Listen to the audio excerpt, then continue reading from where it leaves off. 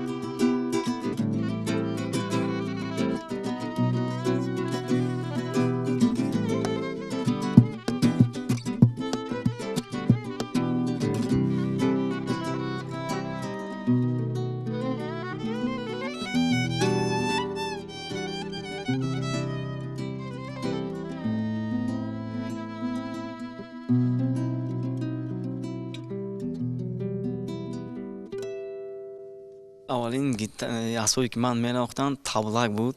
از خردی می‌نواختم در چهاربینی مکتب. این بسیار جا می‌نواختم، فیرا می‌کردم آزمون‌ها. بعد همین خیلی بود دومره رو هم از خود کردم. از کی یاد گرفتید دومره رو؟ از پدرم. پدرم صنعتکار نیستن اما در وقت‌های خلگی بسیار با همین موسیقی با همراه پدرم می‌نوازیم. یعنی شغلی دوست داشته پدر شما نوازندگی است. بله. بعد راست یک وقت میشود همین خیلی باز مرا راست گیتار رو از اکم آموختم. آنها گروه خود رو داشتن، گروه ادار سالهای 2000 رو گروه خود رو داشتن. من بسیار چیزها رو از اکم آموختم. همین گیتار رو اولین بار راستی من همین گیتار رو دیدم، شنیدم با چشمم. مثلا همین چیزی که من می‌نوازم همه‌شو مثلا اکم آموختم. باید خاطر رسان نماییم که گروه ایدر هنوز سالهای 2000 تأسیس یافته بود. آن وقت رهبریتش را برادرش خورشید اکسکالوف بر عهده داشت. با گذشت وقت این گروه با سبب‌های نامعلوم برهم خورد. بختیار کوشش می‌نمود تا این گروه را از نو تأسیس دهد. همین طور یکچند نفری صاحب استعداد را دعوت نمود و در یک جایگی گروه را تأسیس داد. من با از اکم اجازه پرسیدم که ما همین گروه رو میتوانیم پیش ببریم. مثلا آنها هم مثلا عضو با کارهای خودشان هستند اما ما گروه رو خواستیم پیش بریم. از همون سال وقتی که شما غالب مثلا لایحه پروین گشتید و مثلا در جاده صنعت قدم نهادید، اون دو نفر کجا شدن؟ دیگر ما در نمایش اونها رو نمیبینیم همراه شما. عین حال می‌بینید شد و اشکرالله دانشجویان در وقت‌های خلگی به نزد من اومده. ماش میکنیم، یک جایگی میشنیم موسیقی که من مینوازم و آنها میفهمونن، یک جایگی میشنیم همکاری میکنیم.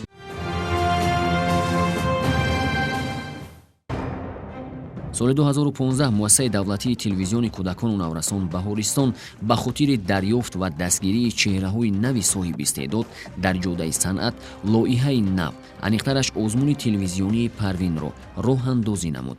маҳз ин лоиҳа василаи хубе буд барои чандин наврасони соҳиби истеъдод ки ба қуллаҳои баланди санъат бирасанд.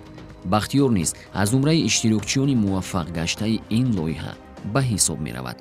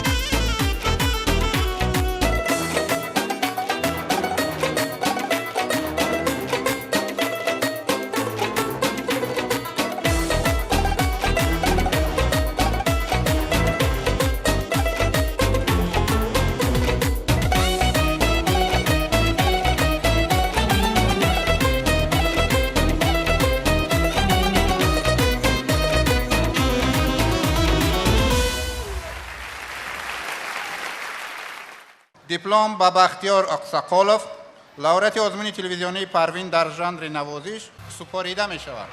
مرحبا.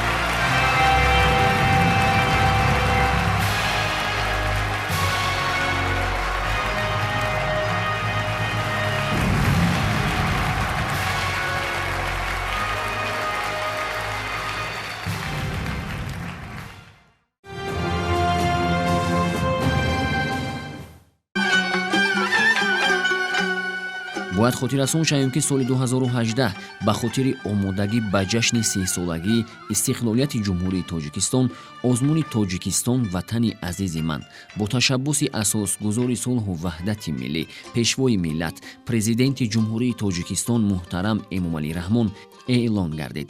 озмуни мазкур дар 3 давр ва аз рӯи номинатсияҳои сарояндагӣ, ровигӣ, шоирӣ, навозандагӣ ва оҳангсозӣ баргузор гардид.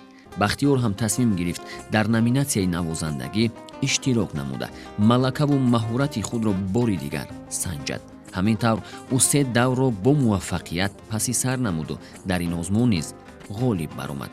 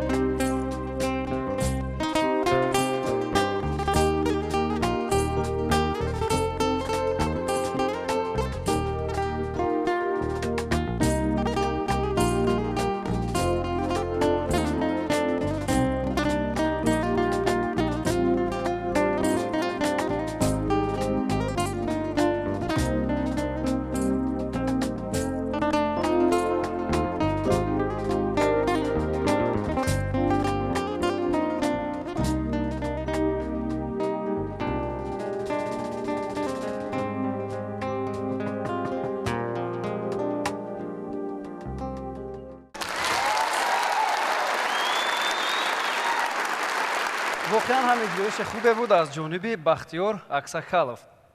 شاید این گفته‌ها رو بهاگذاری حکمان نیز تصدیق میکنند. مرحمت. 8 8 9 9 10. در جای دوم با 42 خال اکساکالov بختیار شهر دوشنبه.